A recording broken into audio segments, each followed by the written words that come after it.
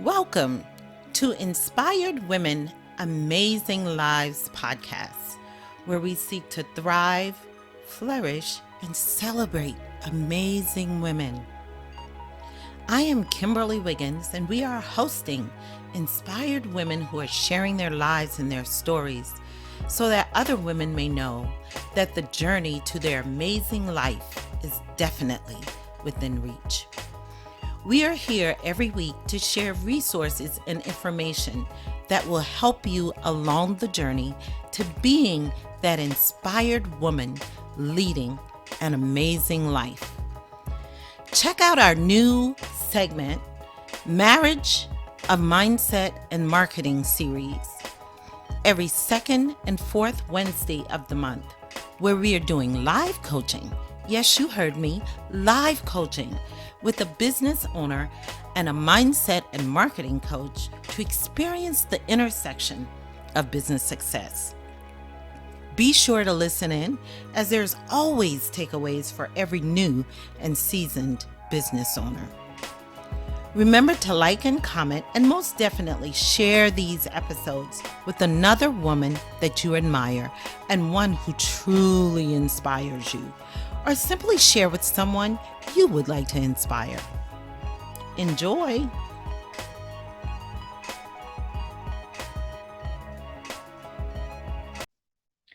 Welcome to Inspired Women, Amazing Lives podcast, where we are looking to inspire amazing women every single day so that they can see that it is simply an act of stepping out on faith and doing it to be able to live your amazing lives, the lives that you dream of. And today I have a very special guest that did just that, Miss Laura Pennington. Welcome, Laura. Thank you for having me. Oh, you are so welcome. And Laura is a freelance coach. Laura Pennington Briggs is a former teacher turned writer, entrepreneur, and speaker. She is a two-time TEDx speaker, and she is the owner of sixfigurewritingsecrets.com and betterbizacademy.com. Laura, it's great to have you here. Yes. And so, Laura, I have always considered myself a writer until I had to write. So I don't feel that way anymore. So can you just share your story with us so my audience can really hear what brought Laura to this point? Sure. I always intended to become a professor, so I wanted to work in the education field. And when I started working on my PhD, I was doing that at night. And so I took a job teaching seventh grade in public school for a year. And it was the most challenging year of my life. And I realized that I did not want to work in traditional education. And that was really hard to come to that conclusion, especially because I never really thought about a backup plan. I'd eliminated a lot of other career choices that I knew I wouldn't like, but I never thought, well, what do I do if this doesn't work out? So I started thinking about ways I could leverage some of the skills I had as the teacher. So communication, writing, tutoring, like how do I blend those together? And started a side hustle as a freelance writer. And that eventually grew into my full-time career. And that's what I've been doing for the past 7 years. Wow. That's amazing. Yeah. It's funny. When you say that, I so relate with the teacher aspect of it. I used to teach a college course, and in my course, I would have everyone tell me what their major was. And every time someone said, oh, I want to be an early childhood development teacher or a special ed teacher or just a teacher in general, I always made this recommendation: go teach, volunteer to teach in that environment. Always, Yes. always. Because you think it sounds good. It's completely different being in the classroom, and all of those, strategies and theories that you learn are very helpful. to have in the back of your mind. But when you're standing in front of a classroom of 35 students, and especially I was in a high needs school with a lot of underprivileged kids, when you don't have resources, when they have a lot of issues they're bringing from home, all that strategy and theory goes out the window, and it becomes a little bit more about survival and like, how can I be the most effective teacher I can in this environment? And I think you're right. A lot of people, especially if they volunteered or worked as a substitute for long enough, they might realize it's not for them. Yes, absolutely. It's like, yeah, yeah. So that's why when I taught on the university level. So I was Mhm. at the collegiate level. I was, yeah, much different. Yes, yes, it is much different. I taught at Virginia Tech when I was getting my master's and I loved it. But there's a key difference between 20-year-olds and 12-year-olds. The 20-year-olds generally want to be there. They've Yeah. paid to be there. Their parents have paid to be there. It's completely different with the 12-year-olds. Yes, absolutely. And so now you're a writer. Mhm. And so, you know, I'm I said earlier that I thought I was going to be a writer. But before we get into that, you say you're a freelance coach. Tell us, when you say freelance, define that clearly for myself and my audience so we'll have a full understanding, because people throw around a lot of terms.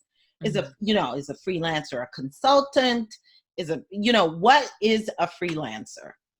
The easiest way to start thinking about it is that a freelancer is not an employee. So a freelancer works with different companies or people all at the same time. So it tends to be project-based work. It can be hourly, it can definitely be on retainer, but we're not working with just one company. So the important legal distinction here in the United States is that the freelancer controls their work environment and they're getting paid a rate that they've quoted and agreed on with the company. The company does not have to afford them traditional labor protections like overtime pay, workers' comp, benefits, or an ongoing salary. So that's another thing too, is if you get let go from a freelance project, most of these agreements are completely at will. So if the client decides you're not a fit anymore, they can fire you today or whatever terms you have in your contract. So you lose a lot of the protections that you'd get as a traditional employee. You gain a lot more flexibility and freedom. Oh, you said two words I so love: flexibility and freedom.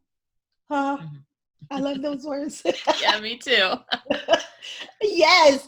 So, all right. So now we've cleared that up. We know what a freelancer is. Now on to the really good stuff. Tell us how you were able to turn freelancing, and you started writing, right, as a freelancer. Yes. How did you turn that into a full-time six-figure business? It took a while for me to get to that point. I worked really hard for a year with freelancing as my side hustle. So I tried to, there's a saying out there that in business, it's very helpful to fail quickly. You're going to fail at certain things, might as well fail quickly to learn your lessons and kind of move on from there. So that was a lot of what I focused on, is what can I do and how can I build up my business so that when I make the leap to full time, I know what I'm doing. So I had to fit my freelancing into nights and weekends. That was Oh, it. That was wow. the only time I had to do it. And I had to balance that with, grading, coursework from students, creating lesson plans as well. So it taught me a lot very quickly. And eventually, when I left my full time job, I had built up a stable base of clients and I knew how to market myself. So I knew if I lost any of them, I could replace them or learn something new altogether. Awesome. Wow. Now, would you say writing is it, would you say writing is a skill that you can learn? Yes, there's a lot of disagreement about this kind of in the writing world, and it depends on what you're writing, because I completely think there are spaces where marginalized voices and people who maybe don't have all the grammar and punctuation skills can really thrive as writers, and we should be hearing from their perspective as well. The difference for me is when you are selling your freelance writing services, you are trying to match what the client wants. And clients just have an expectation that you will have a really firm grasp of the language you're writing in, that you will be very savvy with grammar, punctuation, flow, and style, that you're comfortable with making edits, etc. So I Mhm. think that if you have a lot of people who do really well as freelance writers are told that they're good communicators, they're told that they're good writers, they might have additional things to learn. I know my writing skills have improved a lot since doing this full time, but it's really important to have that good base. So I think it helps if you have a natural tendency to like writing, to like reading as well, because you're introduced to a lot of vocabulary and proper writing style that way. But I definitely think it's also something that you can learn and improve. Mm, okay. You know, like I said before, I so totally thought that I was going to be some kind of writer because, ever since at a very young age, I've been reading and writing. And so I feel like those are my wheelhouses. I thought reading, because I love to read. I'll read. Oh, if I could just read all day for a living, I still need to figure out what that job is. Read all day. I just love to read, and I thought I loved to write. And I definitely love to speak. This podcast, I love what I'm doing with this podcast. But when I started my coaching business and I had to start writing emails and copywriting for my sales pages and all this other stuff, I was like, oh my gosh, I feel like I drew a blank. Like I couldn't write. I just could not write. Um, and because of that, I think because of just the feeling I get from having to do that for my business and write emails and write sales pages and design website pages for myself, I feel like that has created this emotional block in my mind for writing, Mhm. and I don't enjoy it as much anymore. Do you think that's possible?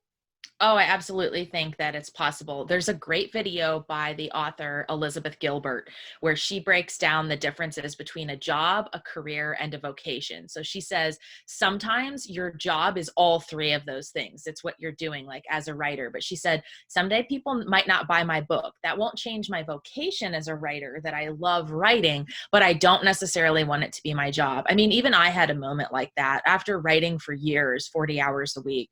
I was just like, I can't do this anymore. I cannot keep up with this pace of Yeah. creativity for my own projects and blog and my clients. So it's a big reason why I did change my business. And I think there's always going to be certain things that writers tend to really struggle writing about themselves. So another writer put up my about page on my website because sitting down to write that, I'm like, I don't know what to say. Like I could do it in a minute for somebody else, but to write like 5 or 6 paragraphs about me, it feels really awkward. So there's a lot of different reasons why you might feel that way. And I think it's normal too.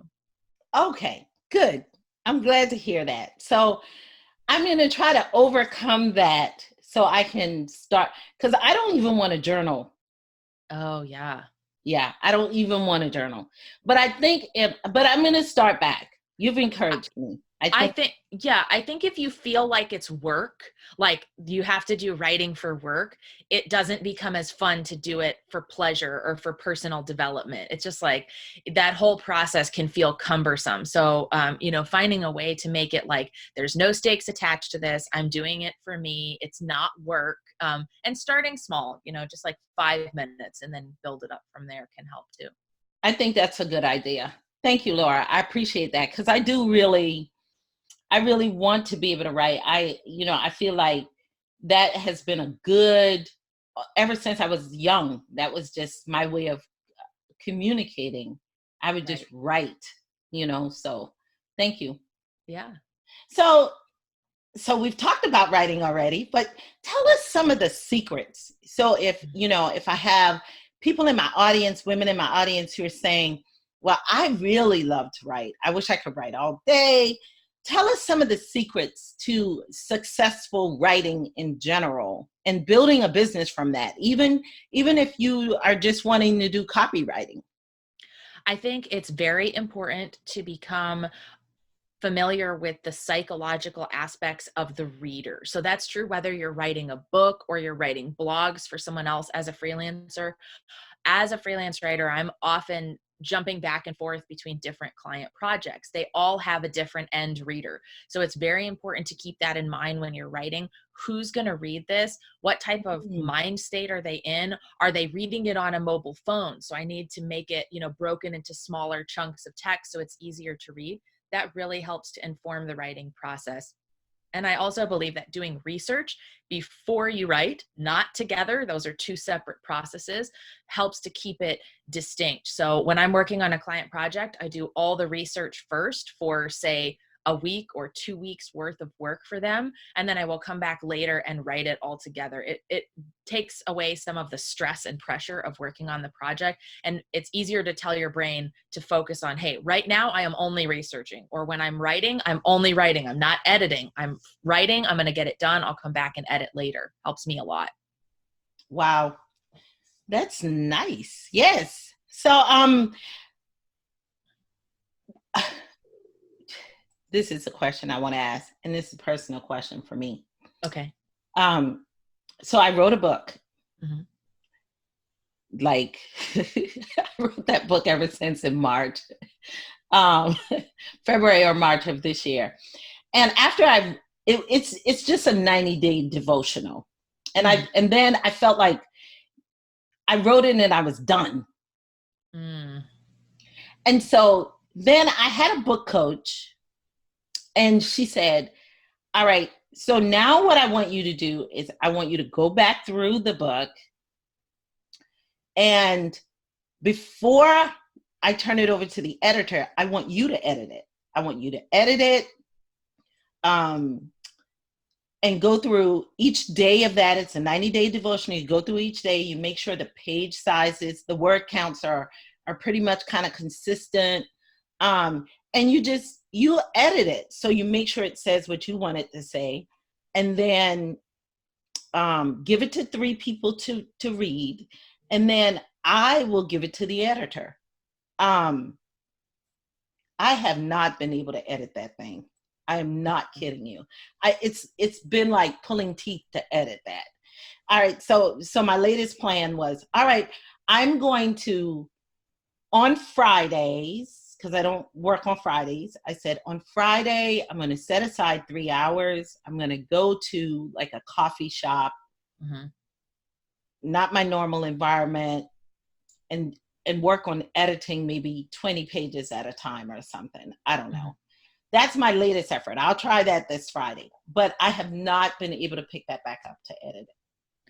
I think it's about figuring out how to hack your own brain. So everyone has different motivations. If you go to the coffee shop, I would not take your computer cord with you. I would go in with the battery you have, and it's almost like racing against the clock that you have to get it done during that time that you're there, and then you save and close. I also like listening to focus music. So brainwave music. There's a great tool that I use called Focus at Will. It's a paid tool. It's so worth it. You can set a timer and it will play music that's been scientifically shown to help you focus. And when it's done, it goes ding. And so for me, I love racing the clock. I love racing my laptop battery. I like being in a different environment and changing things up. When I have a big project like that, editing my own book I had similar blocks. I opened it and there were over 5,000 individual changes that the editor had made, and I had to manually accept or write a comment about why I didn't agree. I just had to shut myself in a hotel room for 2 days and just go. And I would literally say like, okay, you have to do 20 pages. You have to do 5 pages right now. And then I would just break it into that smaller piece. I think part of it is it's this idea that it's this huge project. You already wrote it. You're like, I put all my creativity and work into it. I don't want to go back and do it again. It's so important because it makes the book better, right? But I think breaking it into those smaller pieces and then rewarding yourself, like afterwards with something small, like, okay, if I go to the coffee shop, I do my 20 pages, I get a muffin, or I get to go have lunch with a friend right afterwards. So you kind of associate the thing you don't want to do with something you do want to do. That's your reward afterwards. Those are just a couple of ideas. Nice. Okay, I love that. Focus at will. I'm not taking my cord for my laptop. I love that. Thank you so much, Laura. I appreciate that because Yeah. that has really been a struggle for me. I'm like, I keep talking to myself and I'm saying, why is this taking me so long? Why is this a struggle? It's my book. I want it out there in the world. Oh, Yeah. so, There's lots of reasons. yes. So now you have the two businesses, Mhm. Six-Figure Writing Secrets, which I am going to check out in more detail. I saw some courses there that I thought would help me in my writing struggles. And then your Better Biz Academy. Tell us about what you do for your clients for each business and any special events or programs that you have. Sure. So a lot of the freelancers, I coach freelancers. I also give lots of free trainings and advice in a couple different platforms. I have my own podcast and then a Facebook group. Some of the advice that I teach is specific to writers, which is why that is broken out. It's its own process as far as learning writing styles, pitching writing services, succeeding as a writer with productivity, like we were just talking about. And so I also coach other freelancers. I worked with voiceover artists, graphic designers, etc. So all of my general freelance stuff is on Better Biz Academy, and then writing specific information is on Six Figure Writing Secrets. And the main ways that I help freelancers, I work with them. Sometimes they just want to DIY it. They want to take a course. Sometimes that involves a strategy session where we do a 60 or 90-minute deep dive into something they're struggling with. Could be making more money, getting clients on retainer, feeling burned out. And then I also do 3-month one-on-one coaching with freelancers who are looking to scale or add different components into their business. So it's really neat to get to, I'm still active as a freelancer and a freelance writer, but I like helping other people grow their freelance businesses as well. That's really, really nice. And you know, when you were talking about all of this, I was thinking, really, honestly, and truly, every business owner that has decided that they're going to do their own writing or start a blog or something for themselves, they need to take some kind of writing course. And the reason I say that is because, and this is just my opinion, I can take my own struggles. You know, I told you I came from an academia type world, right? And so when I started writing my blog, I started and stopped several times because the way you write a blog is so different than how you write professionally. And my brain couldn't connect to the two of that. I was like, no, this doesn't sound right. And it just took me a long time, but I think I finally got it now. I think, you know, I've started my blog back a few months ago, and I think I finally got it, but I couldn't make the connection in that. And I wish I had taken a writing course, you know, specifically on just, you know, maybe how to write articles and blogs, because what I found is that that has changed over the years. Would you agree? Hey, Kimberly Wiggins here with Inspired Women Amazing Lives. Are you sick and tired of making plans that never get finished? When you look back and you see all of your unfinished projects on your list, do you wonder if anything will ever be different in your business? Newsflash, just so you know, same actions always produce the same results. Now, don't get me wrong. I know you are truly amazing at starting. Now, we just need to get you just as good at finishing. Eh? You with me? So, are you ready to move from starter to finisher? Listen, I'm offering you the opportunity to finish off 2019 like never before so you can look back and finally see the results that you really want. Not another year of woulda, shoulda, coulda.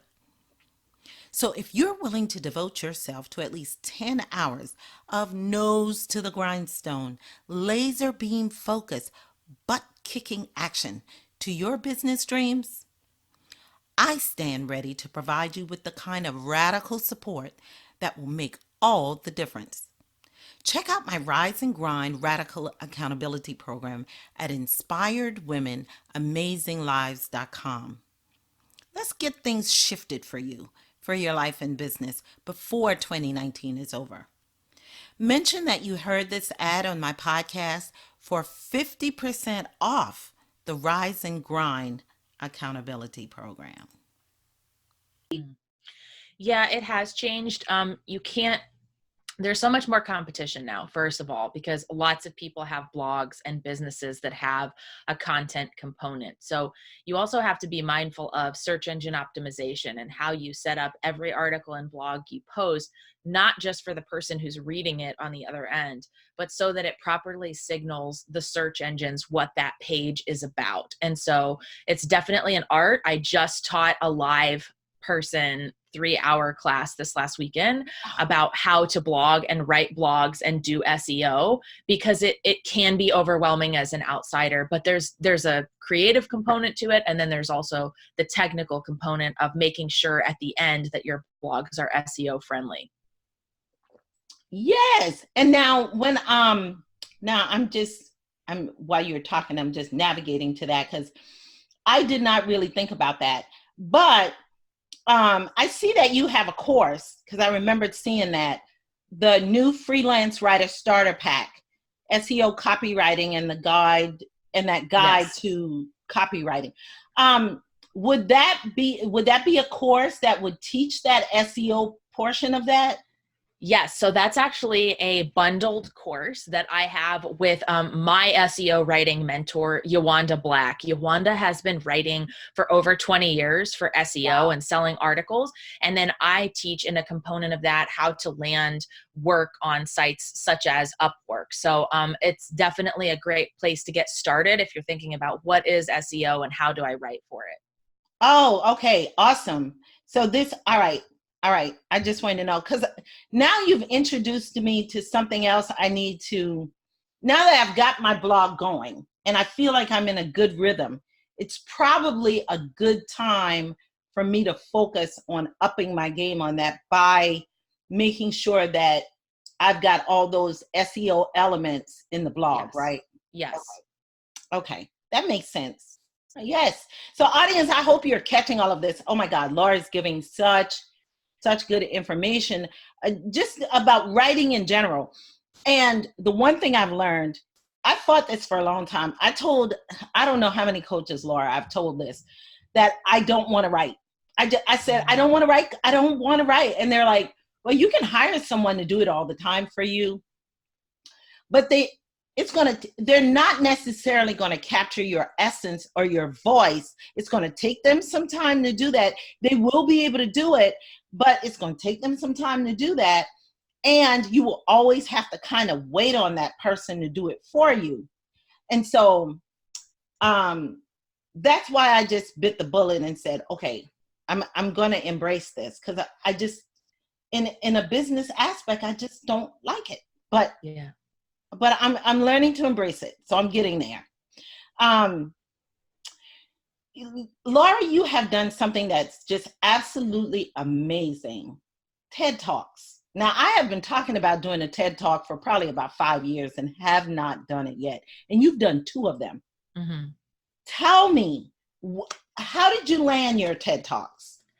I applied to a lot of different locations. I worked with a coach who had landed 4 TEDx talks himself, and I took everything he said very seriously, even the critiques of what I had as my idea for doing my TED Talks. So that was really helpful for me to know that some of it is a numbers game. He said, we want to apply everywhere that you have a personal connection. As a military spouse, that's not hard because we've moved a lot. So my reach expanded over multiple states there, and where I went to college, where I grew up, etc.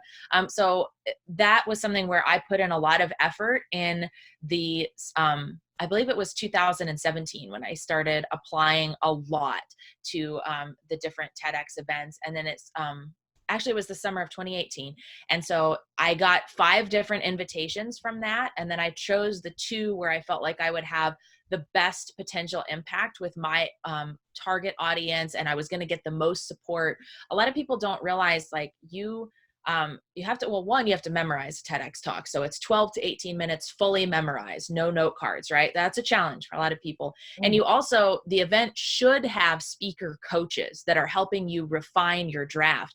In both cases, I only had 3 weeks to memorize the TEDx talks. They were also about 6 months apart. So it was a lot of work to get the piece to the final point to start memorizing. Like I couldn't start memorizing until the speaker coach had signed off on the final version. So it was a great exercise in public speaking and in expanding my memorization skills, because both times I thought I'm going to forget this entire talk as soon as I get on stage, and you get those nerves, but if you've practiced enough, your brain has it down and it will just click into gear and go. Wow. Okay. Well, that's inspiring. I'm going to put that back on my list for 2021. Not 2020, but I'm going to put it back on my list for 2021. That is really inspiring. Wow. And I'm going to hire a coach. Yes. And I would start applying 6 months to a year before you want to do the talk, because each event will have their own guidelines, and you usually have to go through several rounds of interviews or follow-up before you secure a spot. So you want to be thinking way in advance of when you'd like to talk. I got I submitted my for Georgia Tech. It's the one I did in April. I submitted my application in December. They told me the end of January, and I delivered it April 13th. So that kind of gives you an idea of like how far in advance you almost have to be thinking. Wow. Nice. Yeah. Very nice. Yay. I'm so excited for you. Oh, wow. That is so nice. Now, I'm going to go look those up, and definitely so. I want to be able to see those. Laura, you have done so much. You have written a book. Yes. Start your own freelance writing business. So the title tells us, it's really to help people who are looking to start a freelancing business, writing business, to go ahead and get this book so they'll be able to follow a guide. Is that a guide for them for that? Yes, it is very 101 level. How do you write a pitch? How do you create writing samples? Where do you find clients? What to look for in a contract? And then some of the other business related applications too, like what do you do about taxes? Should you have a business bank account? I very much approached it as the basics to getting started as a freelance writer and selling your work online specifically. Oh, wow.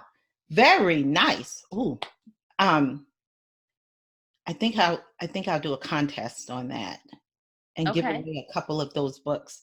That'll be great. I know a lot of people would really like to get their hands on that, because that's really great.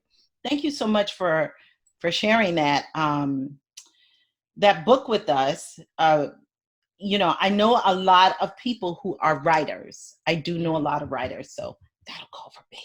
All right. Awesome. Yeah.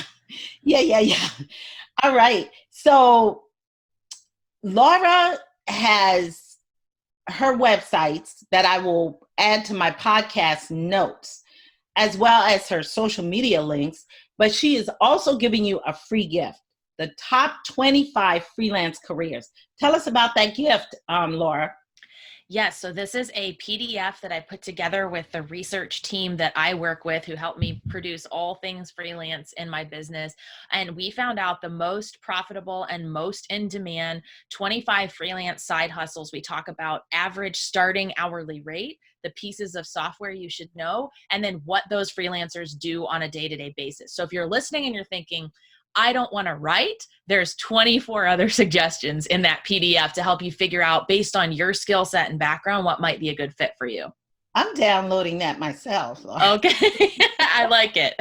Yes, because I'm in the online world right now, but hey, that online world it's really taxing on you, because you got to be on all the time, on.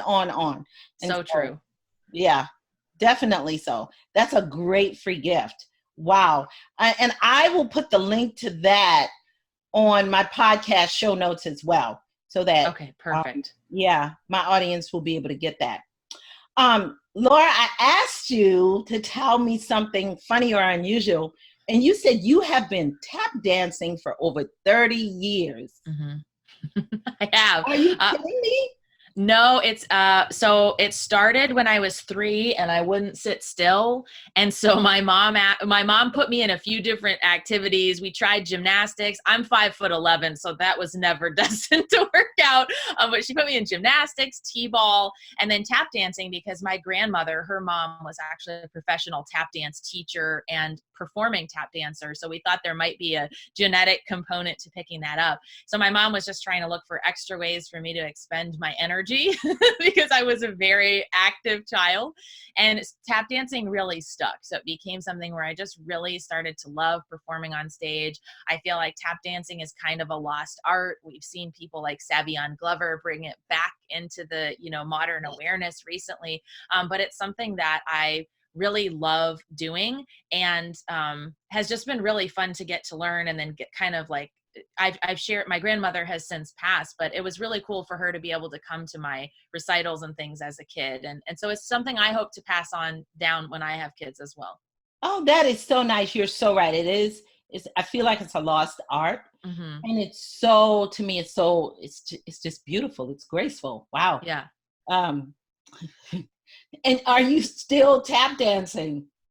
Yes, I do. I take local classes. So my husband and I recently relocated to the Twin Cities in Minnesota, which I didn't know this before living there. They have an annual Twin Cities Tap Festival. They have expert level teachers. There's many more classes for adults as well. So I've recently started taking classes as an adult again to practice and kind of go to the next level with it. So I am still active with that. I always feel there's more to learn. Wow, that is awesome. That is really awesome.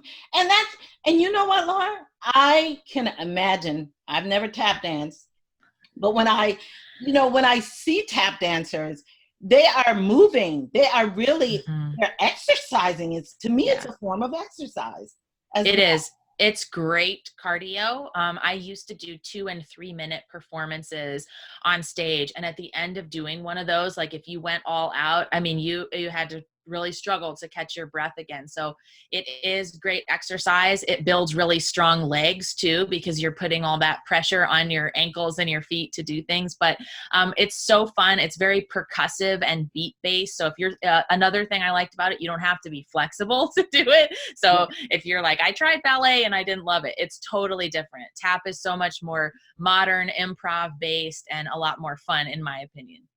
Nice. Yes, I used to dream about that when I would see tap dancers because it's just so much fun. Yeah, yeah, And as you can tell, I like having fun. yes. Ah, so I asked you for a quote, and Mhm. your quote was, and I so love this. Aim at a high mark and you'll hit it. No, not the first time, nor the second time, maybe not the third, but keep on aiming and keep on shooting, for only practice will make you perfect. Spoken like Mhm. a true tap dancer. Yes, yeah. But I love that. Yeah. And tell me what's your inspiration behind that quote? Well, so that's actually a quote from my childhood hero, sharpshooter Annie Oakley, who was Ooh. years ahead of her time, beat all the men in sharpshooting in Ohio when she was growing up. And she practiced a ton. And that's something I've seen to be true. Applying for the TEDx talks or pitching literary agents, the same thing. You're going to get a lot of rejection. It might not work the first time, but don't give up. Take something from each rejection or failure, and what can you use to improve the next time around? So I always come back to that quote if I get frustrated that I applied for something and it didn't work out the first time. Like, okay, take a step back, and try again. I love that. It's going on my wall of quotes. Love it. Yeah, simply because and that has truly inspired me. And that's what we do here at Inspired Women Amazing Lives.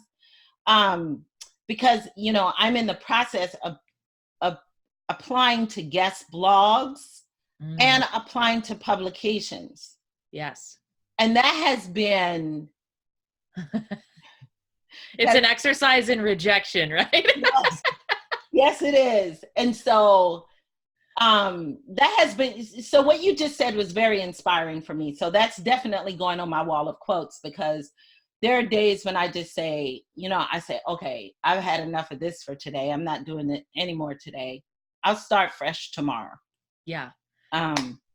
Because I'll get a rejection and it'll just totally suck all the energy out of me. And so I have a tip I have not done this yet, but I have a friend who is a poet and she submits to so many poetry journals. She set a goal several years ago at the beginning of the new year to get 100 rejections in a year. She knew the rejections were going to come, but she made it into a game. She printed them out. She put them on a wall. She took the rejection letters, put them on the wall. It was actually her goal to get 100 rejections, and she did, but she also got so many more acceptances into journals or poetry readings by trying, not being scared to try. So she says, I wouldn't have pushed myself to do, 200 submissions with half of those going nowhere if I hadn't had it in my mind, like, to make it into a game, like, hey, cool, I got another rejection today. So you can kind of make it into a little more fun, not take it so personally. Yes, I love that. I love that. I may try that myself. I'm going to write a blog post about that. Nice. I love it.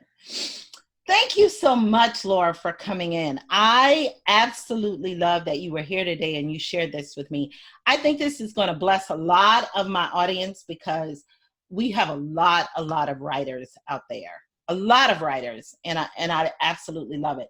Before we leave, we're about to wrap this up, but Laura, I would love for you to share one action item with my audience that they can put into place today. Something inspirational or something concerning writing, it doesn't matter. I just want them to have one action item they can put in place today. So I would say whatever goal you have on your mind, you're probably making it into a huge thing, right? So rather than thinking of it as I'm going to publish a book or I'm going to do a TEDx talk, take the 1 5-minute step that's going to get you there today. It might be subscribing to someone else's podcast, downloading a freebie from someone who's done a TEDx talk, watching a TEDx talk to get inspired, buying a book on something that will take you one step closer. It's really that first step that can help you build momentum. So don't think like, oh, I want to publish a book or land a TEDx talk. Think, what can I do today that's one small baby step in the right direction? And all those little baby steps, once you keep taking them, will really add up. Golden nugget. Yes. And it's a reminder for a lot of people because we look at the big goal and get so overwhelmed, right? Yes. So it's just taking the one step. I love that. Yes. Thank you, Laura. You're welcome. One quick question before we leave. That painting on your wall. So it's a lion, and this is a wedding gift from my sister-in-law. She is a professional artist, sculptor, painter. She's actually a horror special effects artist, but we both love cats. And so she wrote a beautiful message to me on the back about being a lioness who has courage and has no fear at all. And she gave this to me the night that my husband and I got married. And I just bawled. I was like, this is the most meaningful gift ever. So I promised her that I would honor it. I said, it's going to be in all my videos. It's always going to be behind me. And it's also a great conversation piece because almost everyone will ask about that. So yes. I'm happy to support her. That is so, so beautiful. I have, and what's funny, we're kindred spirits, Laura. My zodiac sign is Leo. Oh, yeah. Yes. And so ever since I was small, my mom used to say that she's a Leo because it's right for her to be a Leo. Because she always felt like I was just so determined and so fearless. And so I love that lion. I need to get me one. Now I'm going for a lion. I like it. Yeah. Yeah. Thank you so much, Laura. I appreciate you coming. Thank you, audience, for joining me for this episode of Inspired Women, Amazing Lives. And we will see you on the next episode. Goodbye. Thank you for joining me for this episode of Inspired Women, Amazing Lives podcast, where we help women to be truly inspired to live their most amazing lives. Please subscribe to the podcast to be notified of new content every week. Please like, comment, and share with the woman who inspires you most or someone that you would like to inspire. See you on the next episode. Goodbye.